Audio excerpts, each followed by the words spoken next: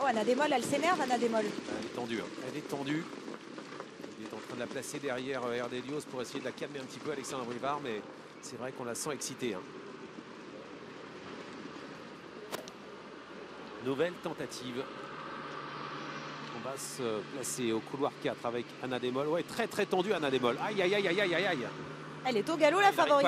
Il n'arrive pas à la remettre, Alexandre Brivard. Ça va être compliqué pour Anna Demol, la favorite, la grande favorite qui perd toute chance. Avant le départ, elle est au galop et elle perd toute chance. Incroyable scénario, c'est parti dans cette 8e étape du Grand National du Trot ce soir sur l'hippodrome de Cabourg avec Anna Demol qui a complètement raté son avant-course, son début de parcours. Elle est hors course, c'est terminé pour Anna Demol. Quel coup de théâtre dans le premier tournant. Django du Bocage vient prendre la tête avec en deuxième position Crack Money à l'extérieur. Girolamo avec le numéro 7, le cheval d'Antoine Hérité, passé 3e devant. Digné droit le long de la corde et Tony Le Belair qui est donc bien dans la course. Avec tout près également Erdelios suivi un petit peu plus loin par le numéro 2 Faradeco. On se dirige vers la ligne d'en face. Elle n'a pas été disqualifiée Anna Demol, mais elle est à 100 mètres, 150 mètres de la tête de course. Ça va être mission impossible pour revenir. Ça se passe bien en tête pour le numéro 3, Django du Bocage. C'était annoncé aujourd'hui. Il ira certainement devant si le départ est bon. Ça a été le cas. Il domine son sujet. Il emmène dans son sillage le numéro 1. Crack Money Faradeco a plutôt bien démarré, mais se retrouve forcé d'évoluer en deuxième épaisseur, né au vent. Le numéro 8, Digné droit, qui nous a fait très peur au départ précédent. Et lui, bien positionné en 3e position. Alors que Faradeco est dans la position délicate, née au vent, donc elle est un peu en difficulté là, une position qui n'est pas idéale. Elle voudrait bien, enfin son driver voudrait bien avoir un dos, ce qui fait que bon, il avance pas. Et le wagon de la deuxième épaisseur, eh bien, il avance pas du tout et elle vit du vallon et dans ce peloton en deuxième épaisseur et dans cette position avec dans son sillage également Fréja Dupont. Et pendant ce temps, eh bien, Johan Bourgeois il est en train de s'amuser avec Django du Bocage. Il contrôle avec en deuxième position Crack Money suivi par Digné droit. On va venir passer devant les tribunes.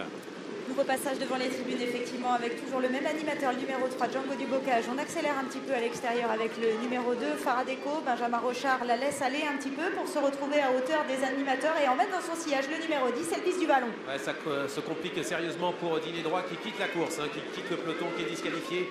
Erdelios va pouvoir gagner un rang alors qu'Elvis du Vallon s'est rapproché. Il est venu se placer. Il est juste derrière Faradeco. Il a été ramené sur un plateau avec Nicolas Bazir également qui se rapproche avec Fréja Dupont. Mais devant, Django du Bocage est toujours en tête dans son dos. Le numéro 1, Crack Money. On va se diriger vers la ligne d'en face avec Django du Bocage qui pour le moment contrôle les opérations dans un peloton qui est quand même assez groupé et qui n'avance pas trop à cet instant. On n'a pas complètement encore lancé la course. Oui, il est toujours à l'aise, Django du Bocage. Les artifices n'ont pas été utilisés. La position est idéale pour le numéro 1, Crack Money, le pensionnaire de Patrick Terry qui se retrouve à voyager dans le dos de l'animateur. À l'extérieur, le numéro 2, Faradeco, poursuit sa progression. Où est Anna Demol qui n'a pas été disqualifiée? Elle a été arrêtée, c'était trop dur. Elle a fait un premier tour très très rapide sur le pied de 9 pour essayer de recoller, mais c'était trop dur. Elle est complètement arrêtée, la favorite.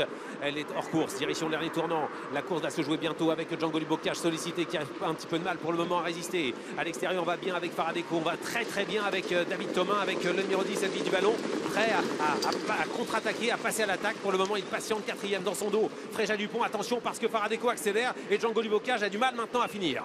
Et dans son dos, Faradeco emmène le numéro 10, Elvis du Vallon, qui va se retrouver en position idéale pour accélérer en sortie de tournant. Faradeco va-t-elle pouvoir s'imposer dans cette 8e étape du Grand National du Trot? Il va falloir résister maintenant. Oui, parce qu'Elvis du Vallon est lancé à l'extérieur. Il finit très vite. Elvis du Vallon qui a été mené à la perfection par David Thomas. David Thomas qui a pris la tête pour l'entraînement de Charles Cuillet. La casaque de l'écurie du Haras d'Épinay qui va remporter l'étape du Grand National du Trot ce soir sur l'hippodrome de Cabourg. C'est gagné pour David Thomas avec Elvis du Vallon. 2e place pour le numéro 2. Faradeco, 3e place pour le numéro 6. Fréja Dupont, la 4e et pour le numéro 1. Crack Money et la 5e ensuite pour le numéro 9. Flore de Janeiro. Une démonstration pour le numéro 10, Elvis du Vallon, qui met à l'honneur l'entraînement de Charles Cuillet ici dans cette 8e étape du Grand National du Trot, drivé à la perfection par David Thomas. C'est une promenade de santé ici. Le numéro 2, Faradeco, a bien joué sa partie, mais elle se contente de la 2e place. Fréja Dupont court très bien, elle est 3e. L'As, Crack Money est 4e. 10, 2, 6 et As pour l'arrivée en chiffres de cette étape du Grand National du Trot avec un impérial Elvis du Vallon ici à l'image avec son driver David Thomas. Regardez, il actionne les artifices, David Thomas.